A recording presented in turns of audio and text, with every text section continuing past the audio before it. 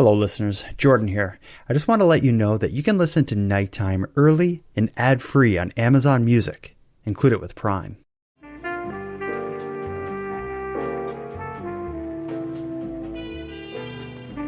Welcome to Missing in Canada, an ongoing series by the Nighttime Podcast.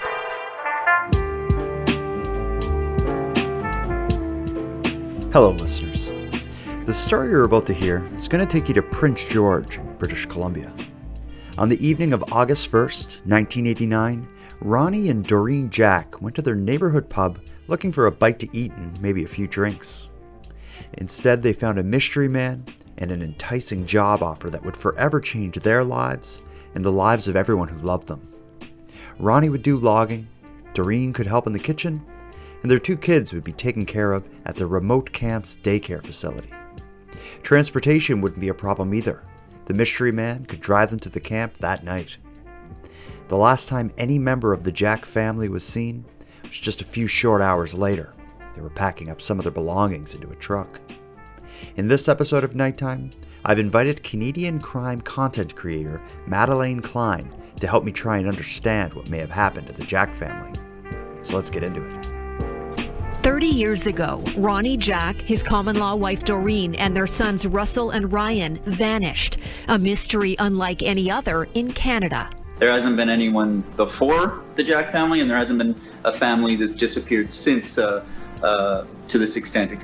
Certainly that's been unsolved. In a Prince George bar on August 1st, 1989, Jack was approached by a man offering him and Doreen work at a nearby logging camp that had childcare. As the family of four packed for the trip, Jack called his mother, Mabel. And he said, we'll be back in 8 days, Mom, don't worry about us. But if I don't come back, look for me. They left their residence with this unknown male and have not been seen since. Over the years, there's been people that have come forward and provided information on who they believe that is, and there's certainly been people that we've looked at. But to this point, we have not located or identified who that person is.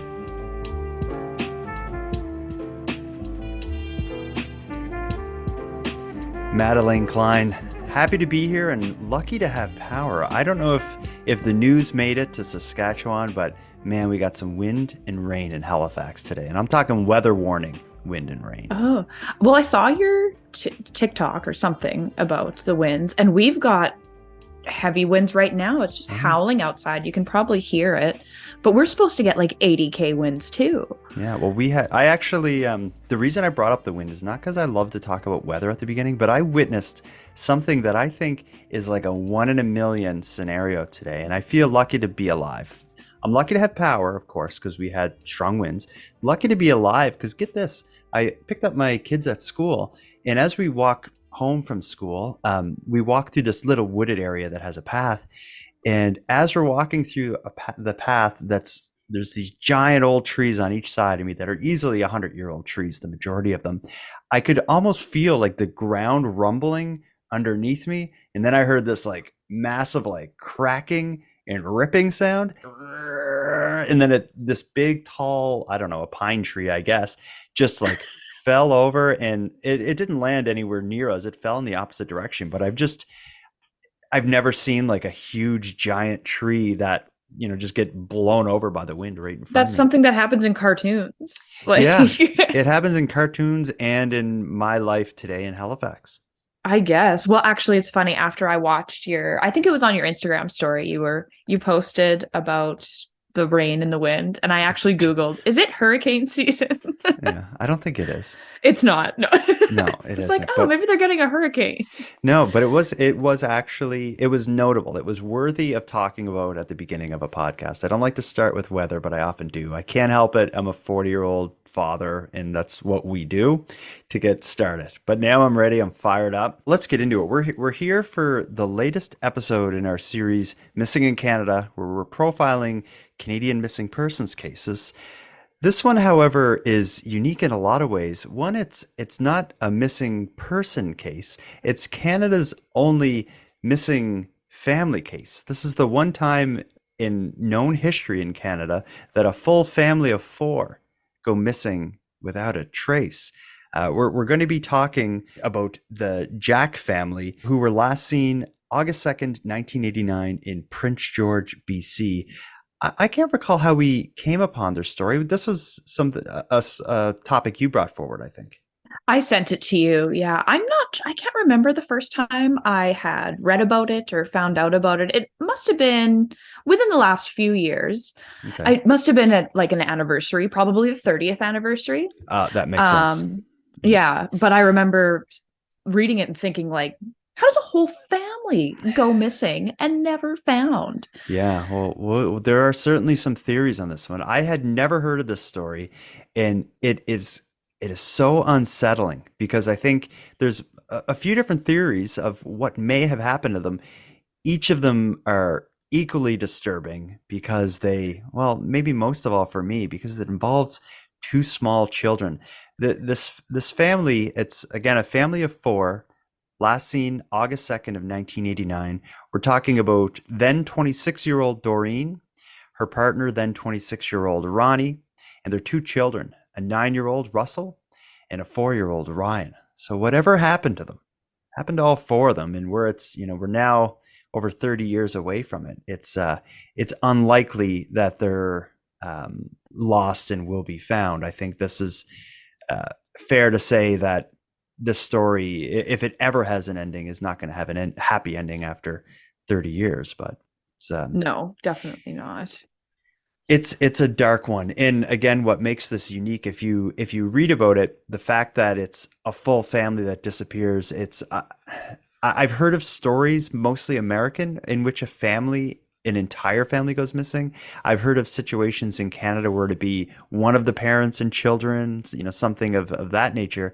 But a full family of four to go missing, something has to go seriously wrong. And as we trace the story and the timeline of their disappearance, really it's not just them four, because there was someone that they were with also who has not turned up. So there's multiple people involved in this that seem to have disappeared, one way or another.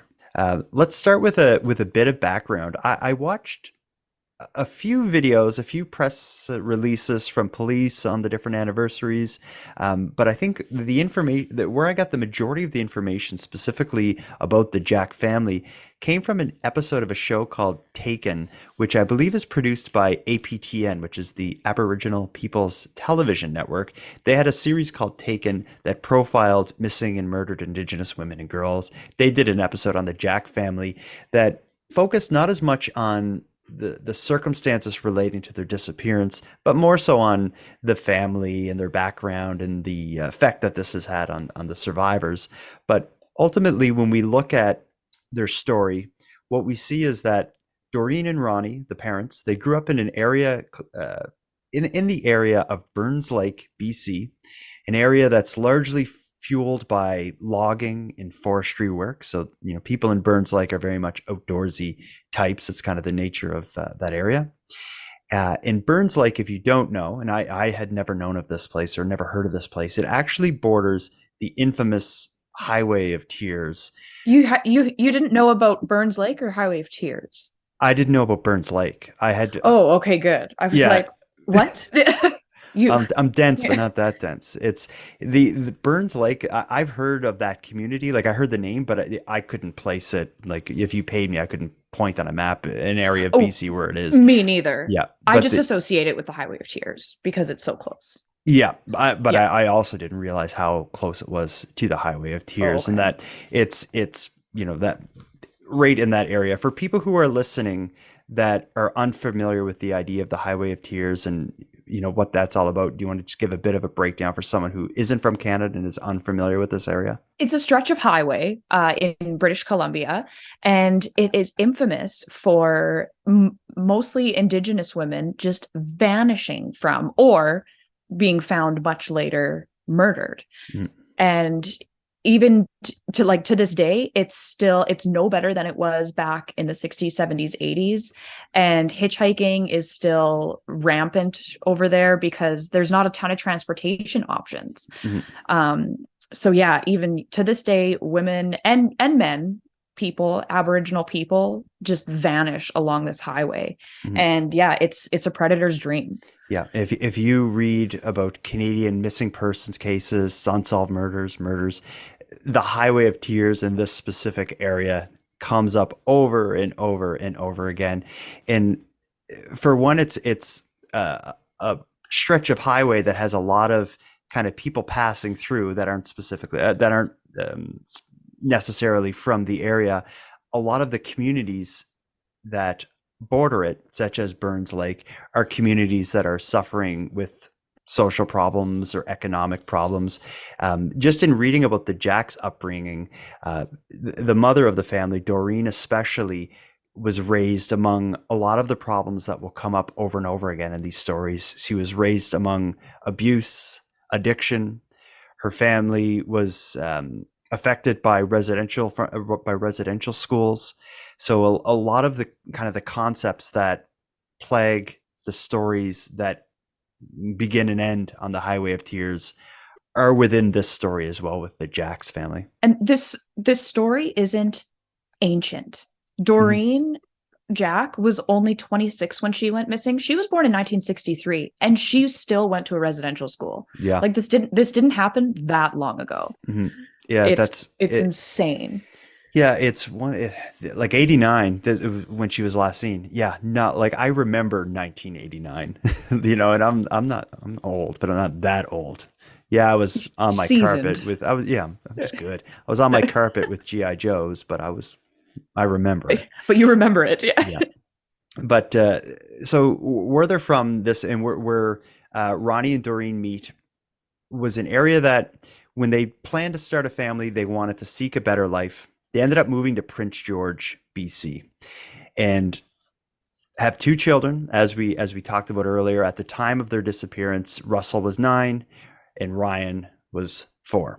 We don't know a lot about their life in Prince George. What I do know is that Ronnie was the breadwinner for the family. He worked in a sawmill, and shortly before the disappearance of the family, he lost his job. And I read it a few different ways. I read that he had lost his job, period. But I also read that he was unable to work because of a back injury. So it was one or the other, but something led to him not being able to work. The family was getting by on a welfare check. So the two of them not working, raising 2 children with on social assistance, basically, when the story takes place. But let's get into the timeline because of their disappearance, because although it's full of mystery and there's a lot of unanswered questions, the facts that are there paint a pretty clear picture of what, at least in my mind, was likely happening here.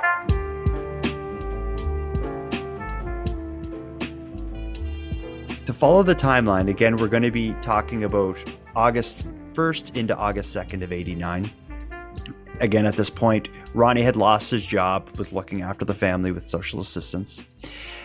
The children, as far as I can tell, were at home, where Ronnie and Doreen were at a neighborhood watering hole, like a kind of hole in the wall kind of pub that was called the First Leader Pub, and it was just a couple blocks away from their home. So the way I'm picturing this is kind of like, the community pub, and Ronnie and Doreen are over there having a drink earlier in the evening, and the children, a 9-year-old and 4-year-old, are back home at the apartment that they had been living in some time. I had not found any mention of a babysitter or anyone looking after the kids, but I guess in 89, a 9-year-old is probably able to look after his 4-year-old brother. I know in 99, I was only 6 and my brother was watching me, so. And you turned out kind of decent. I am just an upstanding citizen, so. Well, imagine them at the pub, Ronnie and Doreen probably sitting at a table. A man approaches them, and this man is the center of this story. A man approaches them asking if either of them are looking for work. The man says that he's involved in a logging camp in that area of BC, and they were looking for someone to help with logging. Ronnie, of course, has experience. He grew up in an area with logging. He had worked in a sawmill. He was interested in the position, which begs the question, what will happen with his wife, Doreen, and the children if he's to go to this camp and work? Doreen also gets offered a job by this mystery man. And what was the job Doreen was offered? A cook in the kitchen or cafeteria, whatever. Yeah, well, it's described as a camp, and I have a vision of what a logging camp is like in my head because my dad worked for a while at a logging camp in BC, and it was very much like a camp. It was these kind of temporary buildings built in the middle of the woods, and there was a spot where you could sleep. There was a little kind of office area that had a kind of a cafeteria, and then there was a common area that was basically like a pool table, ping pong table, and a couple tables to play cards at in the middle of the woods. That's what I'm picturing their job offers like. And Ronnie is offered the option to go with this man to work there and do the logging. Doreen is offered a job being an assistant to the cook. So That's right. yeah, so something she could do there, which then creates the problem. Well, what about our children? Like we can't, we need a bit of time to think about it because we got to find something for someone to look after our kids for, the 8 to 10 days that we're going to be going out to the camp with you to work. And this mystery man at the bar says that's no problem at all. We have a lot of families working at the camp. We have childcare there. Kids can come. We'll have them in our daycare while Ronnie works and Doreen will work in the kitchen. You can come for 8 or 10 days at a time, and it's going to be good money for you. See, and like to someone like me who's very unfamiliar with camps such as this, when you're told or when I hear that there's a daycare at this camp, it's not so outrageous. But then you talk to people that actually know how things work at these camps, and they're like, no. No, that's not how things work at all. Like, no. Yeah, it wouldn't be like it's not a community. Like, yeah, it's not like a comfortable place to bring a 4-year-old, in the middle of the woods. What if something happened? Like they have a daycare, and who's going to be running this daycare? I'd have so many questions. Like daycare, is it regulated by the government? Is there inspectors to make sure this is cool? But yeah, regardless, they were down on their luck. They needed money. This was an opportunity. Who knows what they saw in this man that led them to feel like this was a good offer. Already, I think it's a little weird, but it's about to get weirder. The man then says, it's in an area not too far from here. You guys come right away and work. Ronnie and Doreen don't own a car. So they're like, we got to find a way out there. And the man says, no problem. I'm going there later tonight. Let's go get your kids, get your stuff. We'll get in my vehicle and I'll take you over there. And tonight's the night. And Ronnie and Doreen agree to this. Well, I think Ronnie was desperate for work. He needed to provide for his family. So, he hears about this job and just the way all of the solutions that this mystery man is offering, it leads me to believe that he was maybe eavesdropping on Ronnie and Doreen. his Doreen. Thank you. Yeah. Slipped my mind. I have this inkling he was maybe eavesdropping on them and decided to target them and just kind of played on what he could tell that they were vulnerable and desperate. That's how it seems, right? It seems pretty like predatory to me. I've had people, I've been out at a bar or something and had someone offer me like this kind of weird job prospect or something. And I just, you never hear from them again. And it's like, oh, it's just some drunk idiot. This is different where it's like, no, like tonight. He kept persisting. So it's like, first, okay, I got a wife. Well, he's like, oh, I'll give her a job. Okay, we got a couple kids. Oh, well, there's a daycare. You don't have a car? I can take you tonight. Like, but, and we find out later, Ronnie may have had an inkling that something was off, but when you're offered something like that and you're desperate, you would go your whole life regretting not. Yeah. Money talks when you need it and you got kids to look after. I get that. Exactly. You would be desperate, with children especially. Now, this mystery man, there's a pretty good description of him that came from other people at the bar.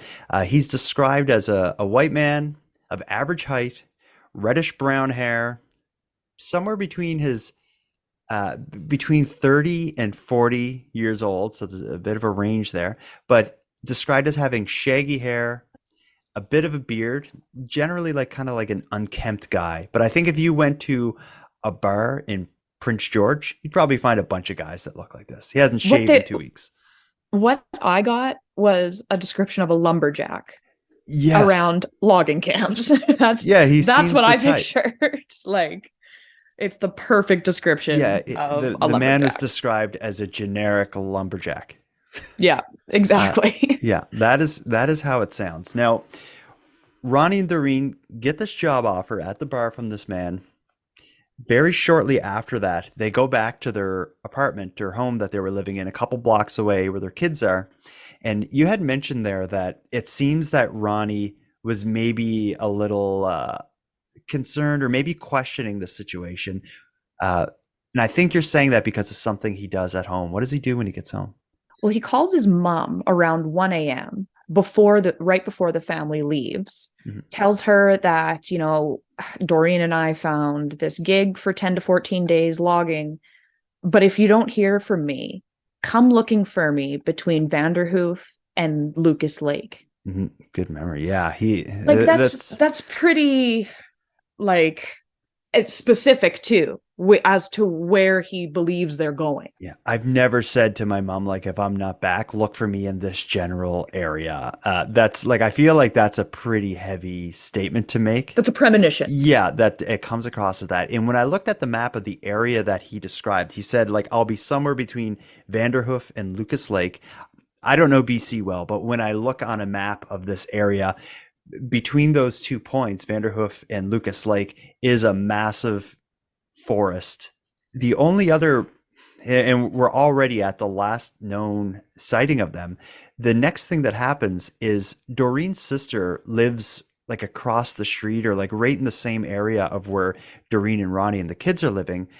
In the early morning hours of August 2nd, so probably within an hour or two of that phone call that Ronnie makes to his mom, Doreen's sister sees a vehicle, a truck outside of their house, and sees Doreen and Ronnie running like back and forth from the truck to the house, probably like grabbing the stuff and grabbing the kids and moving everybody into the truck. Now, this truck obviously is this man from the bar's truck, but we get two different descriptions of the truck.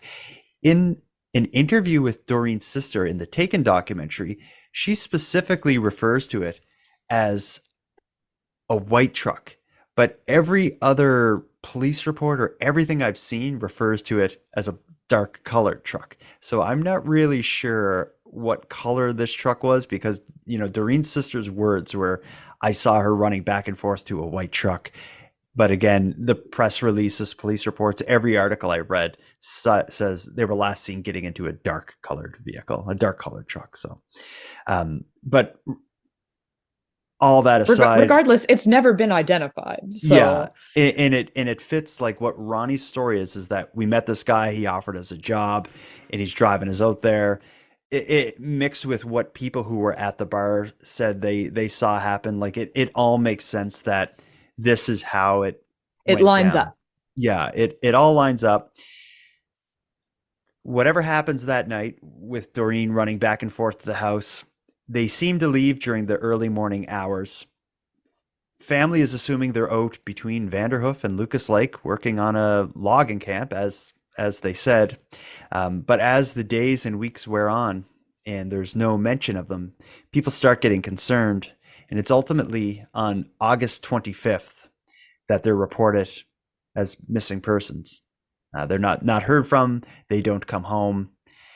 Nobody knows where they are, who this mystery man is, where this camp is. And it's at that point the search is on. It was the daycare that when people started like saying like, hey, well, what logging camp did they go to? Mhm. They started asking questions. And as soon as they mentioned the daycare, people were like, that doesn't exist. Yeah. That's not a thing. Like, But I think a big problem with this is by the time the family's concerned, there's already been 23 days pass. And like, how do you get a timeline? Yeah, Like, or get a good description, accurate description. Like, I'm surprised the police were even able to find people who were in the bar that night to get a description of this man. that's what I was thinking when I was listening to that. I was like, 3 weeks later. Mhm. Like, that's And how did it's you track these people down? Yeah, and in '89, there of course there's not CCTV cameras of everything, and so No. there's like they're going on memory. So it's that And is a anything could have happened. What if they did go and work somewhere and then something happened after? We don't Mhm. know. We have Yeah. no idea. Well, there's a lot of different possibilities, a lot of theories, but the case it doesn't really like it continues to go. I think what we went through so far is what we know about the actual disappearance in 1989, but oddly enough, in the last few years, there's been more developments in this story than there has been for the prior 25 years. Yeah. We'll go through that, and then we'll talk about some of the theories and speculation that's out there. Maybe give our opinions. There's really two tips that have come out in more present day that have moved this investigation. The first one is a 1996 tip. And this is a weird one, and it's also an unfortunate one because the tip was phoned into what I think is Crime Stoppers, but it was phoned into some third party that passed it along to the police, and it was recorded. So I'm guessing it's on like some kind of tip line, like Crime Stoppers. The recording and the tip is very short. I think it was like 12 seconds. It simply says, "The Jack family is buried in the south end of ranch." And my is there was one word that was inaudible, and that word, it was like a family name was the best that they could tell. So someone phoned Oh. Crime Stoppers and gave a tip of, the Jack family is buried in so and so's ranch, but that one word wasn't. They couldn't hear it, and they had a recording of it. They've been trying everything to make that one word, the family name, able to be heard, but they haven't been able to. And like they've gotten experts to listen to this and they Yeah. cannot decipher it. They ended up finding a family name that sounds kind of similar to the tip, and that family name owned a farm within the area of Vanderhoof, and they actually went and did and like dug and did like surveys and stuff on that end of the farm to see if there was anything, but no, it was just like that was kind of just like a shot in the dark or like a Hail Mary to see if they would get somewhere, but they didn't. But here's another thing about this tip. They were able to trace the call that made That's the right. 1996 tip, and they found the home. I'm sounding so Canadian when I say house. People who listen from the US always say, "I love the way you say house." They found the home that the call. You have an accent even to me. Really? Oh Do I yeah. sound like a fisherman? You sound like a maritimer. Oh, is that like a fisherman? I don't know. Okay. I don't know how a fisherman sounds. Okay, So I don't maybe. hear my own accent. I think Oh, no one does. I would call you like an uppity Westerner is what you sound like. Oh, Want to talk about accents? that's not the first time I've heard that. But yeah, no, you definitely have specific words too. So Okay. Well, yeah. they managed to trace the call to a home in the Vanderhoof area, which is, kind of like ground zero Exactly. of this. Yeah, exactly where a credible tip would come from. But the night that the call was made, there was a house party there. And there was all sorts of people in and out of the house. And one of them picked up a phone and made like a 12-second call to, I'm going to say, Crime Stoppers. Well, and this makes me question the legitimacy of this. Like, was it just someone being an asshole? Or was this like Or was it someone who legit? saw an opportunity to make a truly anonymous call? Yeah, I don't know. It's hard to say. I could see it. I had the same kind of battle in my head. I'm like, it's, some drunk teenager at a party saw something in the news about the Jack family. And they're like, oh, I'm going to, cause trouble. Yeah, or for whatever reason it came up or whatever. Yeah. So that's one option. But then the other option is like, I'm at this random person's house. They don't know me. I don't know them. There's 100 other people here. I could call right now and no one would ever know it was me. I'm going to go in the bathroom or, in the spare room there and make a quick call and just say what I got to say, get it off my chest, and I'm done. So It's like your guess is as good as mine. But Yeah. regardless, at the point that that call came in '96, they didn't have much else going on, and they pursued it. It led nowhere. The police did as well issue a release, like asking whoever made the call to contact them because they wanted to talk to them for more than that 12-second line. They never heard back from this person, which sucks. Yeah. I don't. Yeah. It's so hard to say. It's crazy that 7 years later that Someone comes makes that in. call. Yeah. Like, oh, But there's another tip that we should talk about. So that was the '96 tip that had things happening. The most recent tip has just been in the last few years. I don't know when the tip came in, where it came from, or what specifically it said. It's one that the RCMP and the family, the Jack family's surviving members, are really keeping close. But whatever this tip is, it reignited the investigation. It led to several sites being searched in summer of 2019. And these searches weren't, a couple dogs and police officers looking around. This was like ground penetrating radar, heavy equipment digging, and most of the searches have taken place on First Nations communities. Most notably, I'm sure I'll get this pronunciation wrong, but Saku's First Nation, which is south of Vanderhoof, BC. Several sites within that one community were searched as a result of this tip, whatever this tip is. But just the fact that they're hush hush about the tip and won't say anything about it makes me think they're like, oh, this could be the one. well, usually that's when they're quiet about it. That's a good sign. Yeah. If that means it's legit and they gotta keep it under wraps. Well, I think the 1996 tip, the only reason they weren't quiet about that is they wanted the tipster to call them back. Because whoever did it, like, they call Crime Stoppers and says they're buried in this farm. That's all they got. So the police want to, like, you have something to say, contact us, tell us more. Yeah. So they kind of had to go public to get that person to come back. And I'm assuming this new tipster isn't the same person, but not much to go on for people searching for the Jack family. No sign. There's no logging community. Nobody knows who this mystery man with the job offer was in the bar that night. And the police have their hands tied behind their back from the very beginning, due to the fact that 3 weeks have passed since these people were even last seen at a bar where everybody's drinking in the dead of night, where memory is going to be foggy anyway. Oh, the midnight move is the biggest red flag for me.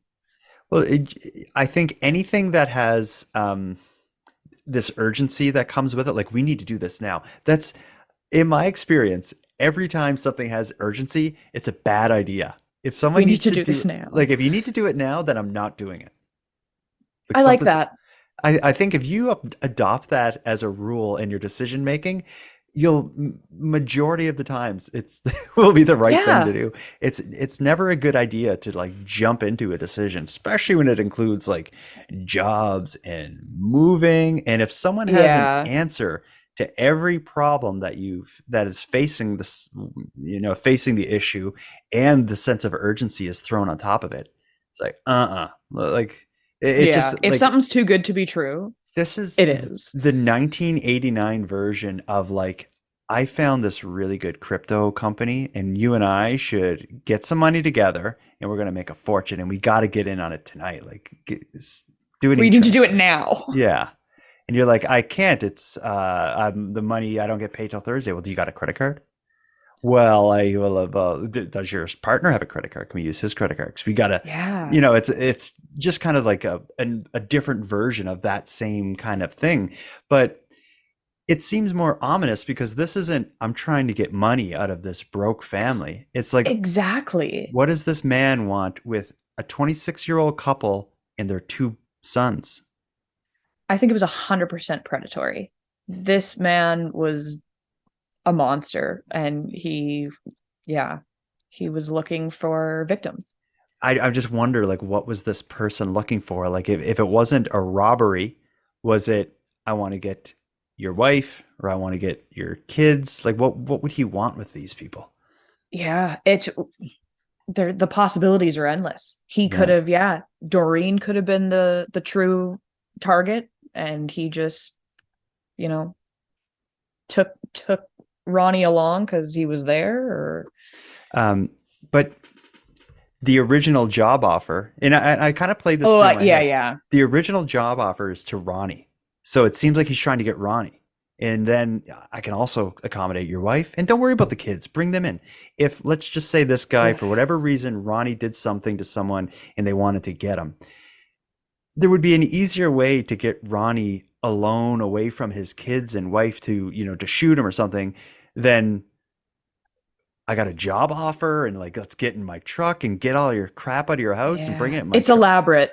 It's It's very elaborate. it's elaborate. Yeah, When you play it through any individual member of the family, if they were the target, be it the kids, Doreen, the wife, or Ronnie, the dad, it just seems like there's much easier ways to target either group than this elaborate scheme. But this elaborate scheme gets the whole family. yeah, So it's like, what the yeah. hell? But it's just one thing we should have said when we were talking about the tips. What surprised me is in a more recent interview with some of the investigators involved, they talked about how much work was done on their investigation. It seems like we've just talked for a half hour and we've gone through most of what's publicly known, but there's obviously a lot of holdback info that they're not revealing publicly. The lead investigator in an interview said at this time we have over 60 bankers boxes, which are like big boxes full of documents and transcripts of interviews related to this case. And then it showed 60? That's a 60. lot. Yeah, it showed a picture of like a room full of these packs of boxes. So when I'm reading like and learning about the story, I'm like, what could be in there? Like who are they interviewing? Do they That's interview exactly everyone what in I Prince thought. George? Yeah, What? but I think there's more to it than the public knows, but I just don't know what that is. Well, with 60 boxes of potential evidence, there has to be more. Or at least some suspects, Right. Yeah. which until this point, there hasn't been named any like actual suspects. There's been names linked to the case. Like it could be. Yeah, and that's more so like online kind of like commentators that are doing that, not so much like, police, at least not publicly stating as such. I don't Um, believe there are any like official persons of interest other than no. the unnamed Yeah, driver of the truck, simply, of course. yeah, that mystery man. But I think for the Jack family, who did it? It's at this point, I don't think like that's almost an afterthought. I've seen multiple interviews with Doreen's sister, who seems to be the one kind of representing the family at this point, saying in multiple interviews spanning the last 5 or 10 years, where she says consistently that she's not worried about justice. She's like, I want my family back. I'll leave Yeah. the justice and all that to the RCMP. Enough time has passed. We just want to know where they are and bring them home. Yeah. Which is that's a very sad way to look at it, but I can understand, I think, or at least I can imagine how that may be your mindset. Well, and she also added, like she said, I just want to bring my family home, and like if the RCMP wants to pursue that, they can.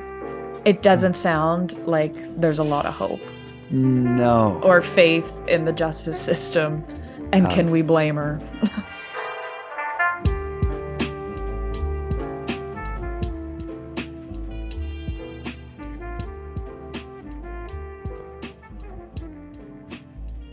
We said there that there hasn't been like a suspect or a person of interest that's publicly connected.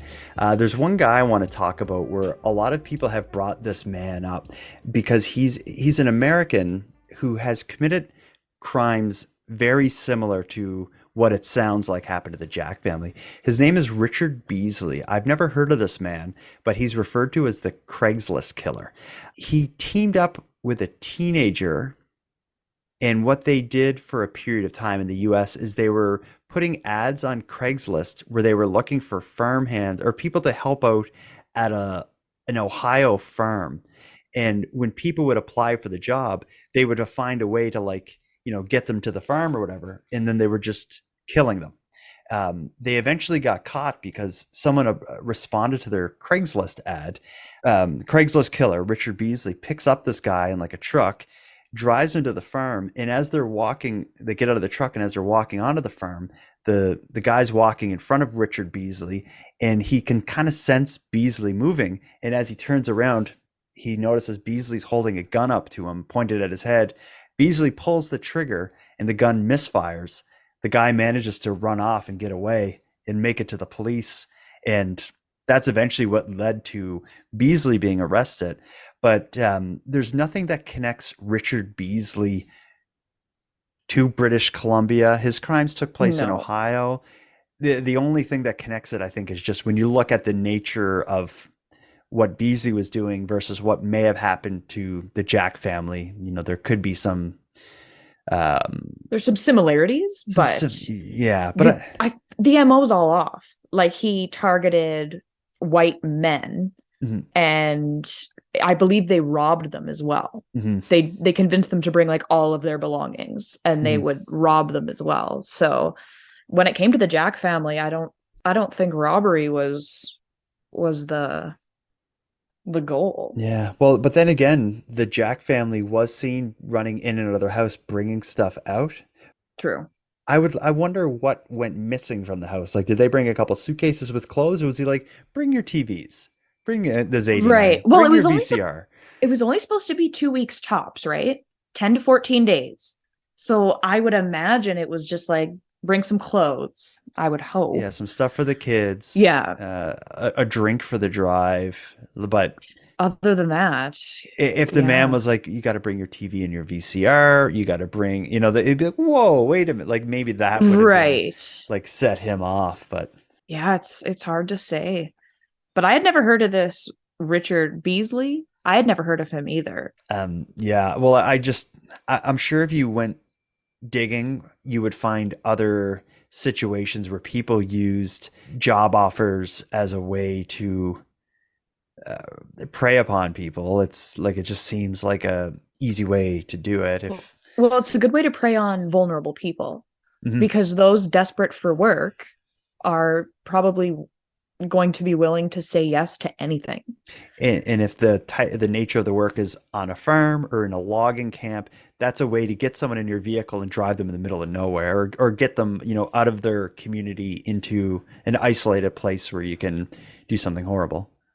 Well, exactly. It's the perfect crime. They have a reason to get into the vehicle and drive into the abyss with you. Yeah, but something made Ronnie question it and led to him making that call. But let's talk about it from this point of view. Is there are some people who believe that the call Ronnie made to his mother, and he called his brother as well with a similar kind of phone call that same night. But there are people who believe that those calls were a way to cover his tracks for him doing something bad to his family. Right. And I don't this like theory just blew my mind. I was like, that never crossed my mind. Yeah, it didn't either. But when I never thought of it, but once I heard it and kind of played it through in my head, I'm like, oh, that's like, it would be more common for someone to do something to their wife and children than someone family do something annihilator to a whole family. Like, it would be more common, I would think, for a family annihilator to do that and try to cover their tracks, a la Chris Watts in the United States, let's say. Right. Like, that would be a more common thing than a whole family going missing as a result of some weird creep at a bar who scoops them up. So when I thought about it, I'm like, just statistically, like, yeah, that kind of makes sense. And then to call a couple people, kind of create a backstory, there could be something to it, but I could not find any reason, or any kind of reports that their relationship was bad between Ronnie and Doreen. Like, yeah, they were on dark times financially, and of course that puts a lot of stress on people. But it seemed by all accounts that they had a great relationship and were, going through a dark time together. I heard a different account. I Okay. heard they fought quite often. Hmm. But that, who knows if it was just about the money issues. Like, Mhm. financial burdens are a huge stress in relationships. Hell yeah. So that could have been the And root of the issues. and when you hear stories of like family annihilators, or the husband kills wife or vice versa, yeah, a lot of times like affairs and all this stuff come in, but Right. often money comes up too. Yeah. We had a situation in Halifax, maybe 3 or 4 years ago, that it was all about she was a teacher who went missing, and then they found her in the trunk of her car near a school, and eventually, maybe 2 years later, they arrested her.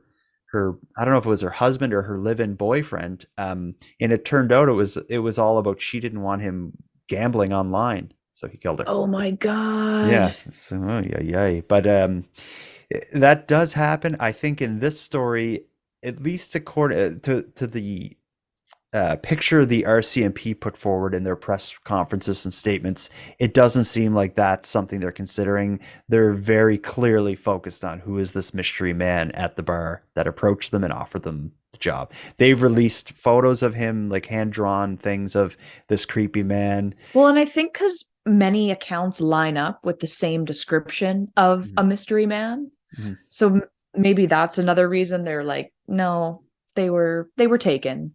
He was a generic lumberjack looking guy. I dare say, if you go to a bar in Prince George, like a little dive bar, and you sit down and you got a big smile on and you're social, you're gonna, like, multiple people that look like this guy are gonna come over to your table and say hi and nod, and it's True. That's, yeah, I yeah. don't know. It's all like, it just seems like if this guy, this mystery man, if he did plan this and did this deliberately and took them away and did something horrible to the whole family, it seems like he had like the perfect plan to make it happen and See, just but like what if pulled he it off. didn't plan it and he was just a psychopath that was at the bar one night and saw an opportunity to be a sadistic psycho and took it? They Mhm. walk among us. Yeah, that's They true. exist. And then when he's like, maybe he's like, I'll get these two, and then like, I got kids, and he's in his head, Why he's like, not? I don't care. Let's He get them probably too. wasn't from the area, passing through. Um, yeah. Well, I want to tell a story, but before we do, let's end our talk on the Jack family with this. Do you have a theory? Do you have an opinion of what you think happened to these people? I think that the man from the description exists and was there that night. And I think that Ronnie was desperate for work, but knew had an inkling it was too good to be true, gave his mother and brother a little bit of warning, but took his shot. And it didn't end up being a good decision. Do you think it's this mystery man's working alone, or like what? There's. It sounds like a Yeah. horror movie. Like, where does he bring them, and why? There's a lot of places in BC to hide a body, or four. Our opinions on it are pretty similar. The difference I have is that I think if you got the whole story, there would be something that led to them being targeted. I can't imagine that someone at random would see two people at a bar and say, like, I'm going to get these people in my truck tonight. But then again, it is possible. I feel like There's a lot of creeps out there. there certainly are. I think I'll be surprised if this is solved one day and we find out exactly what happened and why. I'll be surprised if it's not some connection between, something Ronnie or Doreen did that was a slight against someone else. I don't know.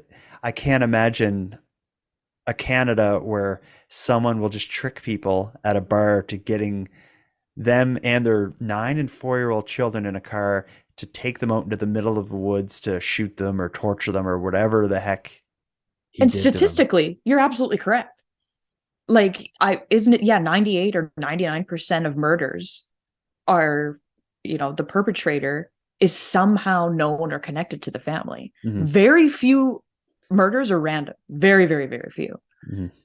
So, or, kidnappings, abductions, whatever. It's awful. This is a awful story, but when you talk about statistics and what's normal, what is statistically abnormal and not at all typical in Canada is for a full family to disappear. Again, we've already said it. This is the one time on record that a full family has disappeared in Canada. At least, That's true. unless there has been another in the last year or two. The report that I saw from the investigator, I think it was like 2 years ago, he was a press conference he gave where they released like aged progressed drawings and photos of the children, what they would look like today. Oh, But they had specifically said this is the only there hasn't been another case before or since of a full family going missing in Canada like this. Um, wow. Now, the story I want to tell you, I've talked about this on my show before. I think about this a lot when I think of a creep preying on someone. And it fits this story so well because in this story, the Jack family, it seems that the way that this mystery man got them in his vehicle and in the middle of nowhere under the guise of offering a job. Now, where I'm at in Nova Scotia, I love Value Village and I love stories that take place in Value Village and I love going to Value Village, which for people who aren't in Canada, Value Village is it's like a secondhand thrift store where you go in and you just buy used stuff. I think in the US the big one is just simply called Goodwill, I think is like a franchise of stores. But there was a video filmed by a young woman at a Value Village in Bridgewater, which is a small community outside of Halifax, probably about an hour's drive away from Halifax. Um, this the person who filmed this is a 17 at the time was a 17-year-old girl. She was shopping at Value Village and she gets approached by a man who is so utterly creepy. And she records the interaction on her phone as this man approaches her. I'm gonna play it here and tell me if this doesn't remind you a little bit of maybe the kind of world that the Jack family were pulled out of. Excuse me. My name's Lori. All right. I just think you're one of the most beautiful girls I've ever met. Oh, thank you. Can I buy one of those things for you? Oh, no, it's okay. I'll be fine. You sure? Yeah, I'm fine. Okay. Yeah. Are you engaged with someone or involved with someone? No, I'm not, but I'm not either. I'm only 17, so. Okay, well, that's a good age to be. Yeah, it I'm is. not quite that. All right. I got injured about a month or so ago. My knee is kind of, I'll show you, it's kind of banged up. I get bitten by a tick, actually. Maybe you can guess which one is bad. Oh, I have no idea. You can't No, tell? I can't tell. It's the right one. Anyway, I live out in the country, and I got a bunch of stuff that I was kind of trying to keep up on for work, but it's kind of falling behind. I'm looking for someone to help me. Oh, okay. It's a paying thing, but it's basically involves getting my stuff out of the garden and processing some things like tomatoes and that kind of stuff. Right. I'm getting a phone call. I actually have to go. Okay. That poor woman. Oh, I feel like I need to like wash my hands and eyeballs and ears after And hearing eyeballs, that. the cringe. Like, Oh. both of us are just like Yeah, like, dying. it hurts to listen, but thank God she didn't say like, I need money. I will go out to your farm from Value Village. Because I'm sure his next line, if she had said like when, I'm sure he was like, I can get you there now. It's giving all sorts of psychopathic. First, he like compliments her, and then he's like, I'm injured. And then he's like, I need work, or I need you to come work for me. Just like, I'm processing tomatoes on my farm, and Yeah. when he's like, he kind of asks like, "Do you got a boyfriend or are you with someone?" She's like, "No, but I'm only 17," which does not faze him as at soon all. as He's like, 17 left her mouth, he should have been like, later. Like, well, he shouldn't have done it to begin with. Like, imagine has like your pickup line is, I'm going to like go up to someone looking at dresses at Value Village and offer to buy her dresses that she's looking at. Like that alone is like that's and then tell her I'm injured. Yeah. Can you guess Ugh. which knee? Oh, and like this poor girl, you can hear how uninterested she is in her voice. Oh, of And it's course. like, dude, oh my Uh, God. Ugh. you if you haven't seen the video version, most of the video she's pointing her phone at the clothes that she's looking at, but at one point, actually, it's when he's leaning over to pull up his pant legs to show her his knees. You can see the top of his head, and he's like a balding older man, and she's again 17 years old. She's a kid, um, but Ugh. she did the right thing. She like got out of there. It's like, actually, I'm getting a call. I'm out of here. And I followed this story a little bit after it happened. Apparently, she went to someone who works at the store, and they ended up getting kicking the man out of the store. And I think he had been a problem there before, and he is now, as far as I know, permanently banned from the Value Village in Bridgewater. Excellent. Uh, Good. Well, I was what gonna, when you sent me that, I was like, is this the Value Village you go to? No, but Thank I God. don't think I'm his type. This I've never been approached to be offered work like that by a creep. I did do an episode before though called Encounters with Creeps, and I invited listeners who had a weird encounter, be it at a restaurant or a bar or selling something on Facebook, like and you know whatever. I was like, if you have anything weird like that, let me know. And I was just inundated with messages almost exclusively females who had encounters much like the one we just heard there. Uh, It's a strange world, right? And it's a world where you need to second guess things. If something sounds too good to be true, I can guarantee you it is. If yes. someone, it's If people, you're getting a vibe, go with your gut. yeah, your gut's right. And you know what? The worst feeling in the world is when your gut tells you not to do something and you ignore your gut, and then it turns out your gut was right. And I'm sure we've all been in Right. that situation where you kind of ignored like that little inner voice. And the worst feeling is when you're like, I knew it and here I am. Yeah. That's the worst feeling. But whatever happened to the Jack family, I don't know. I just think it's more sinister um, than typical mainly because of it's a full family, a 4-year-old child and a 9-year-old get tied into this. I'm willing to bet if this man wanted to do harm, Ronnie would have been like, leave them out of this and let me handle it. He is someone that would be able to defend himself. Whoever this man is that got a family of them alone, there was some way he was able to overpower them, and maybe it was something as simple as a gun. Well, will we ever know for sure? Well, this happened in 89. We're recording in 2023. I think what it's going to take is someone knowing what happened and coming forward. And maybe that's what happened with this more recent tip. And maybe, the wheels are turning and, it could be a case of a deathbed confession or something like that. Yeah. Someone should say something, and they should have said it years ago. But if they didn't, there's no time like the present, I guess. Yeah. Hopefully Yeah. there's some sort of closure for the rest of the Jack family. If he's dead or whatever, who cares? But whoever did this, like if someone tricked people at a bar to get into their car with their kids and kills them, that person doesn't just do that once. That's right. So Yeah. that person needs to be stopped if they're still out there. But I have a feeling, yeah, I don't see it ending that way. I think whoever did this, I can't. Yeah, I don't know if they'll ever be held responsible for it. And I think the Jack family maybe realizes that with their plea for like, just bring our family home so we can move on. Yeah.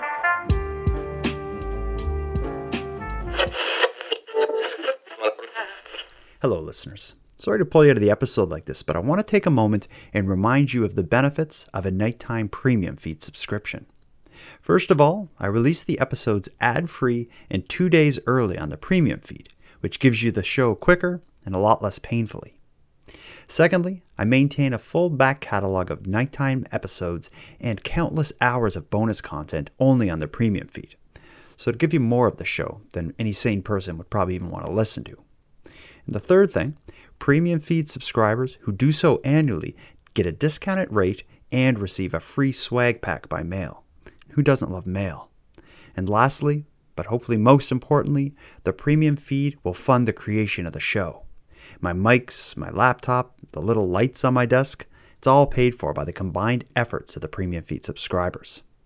So if any of this sounds good to you, for about the price of a cup of coffee, you can go premium right now at patreon.com/nighttimepodcast. I want to thank you for considering it. Now, let's get back to the episode.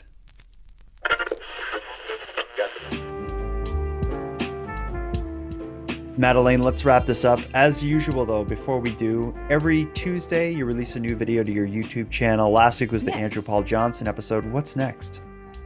I am going to cover the Winnipeg serial killer, Jeremy Skibicki.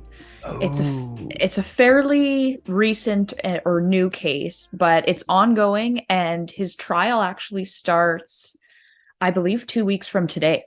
Okay. So I'm gonna talk a little bit about the 4 Indigenous women that he is accused of murdering, and I'm gonna keep up with the trial. And this is the case where they have a pretty good idea of a landfill the bodies are in, but they don't want to dig up the landfill. The landfill's That's still in correct. operation. Okay. They found partial remains of one woman in 2 separate places. And the 3 other women that this man is accused of killing, they believe are in the Prairie Green landfill. And they knew this in June of last year and didn't say anything until December. And then they said, it's not feasible for us to search. Sorry, guys. Wow. So, I'll be talking about that on Tuesday. Well, I don't know that story well, so I'll watch your video and that's how I'll learn it. Perfect. All right. Well, Madelayne, I appreciate your time. I love talking to you, and I look forward to what we talk about next week, which will be part 2 in the TTC crime series. Yes, it's been a hopping week for that series. So, all right. Well, thank you again. Thank you.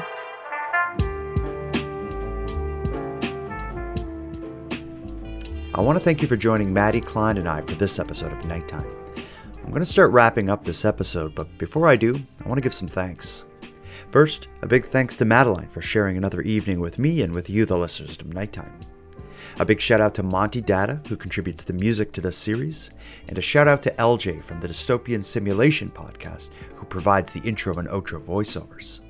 But lastly, and most importantly, I have a massive thank you to everyone who listens to Nighttime, as without your interest and your support, this show would be as pointless as it would be impossible.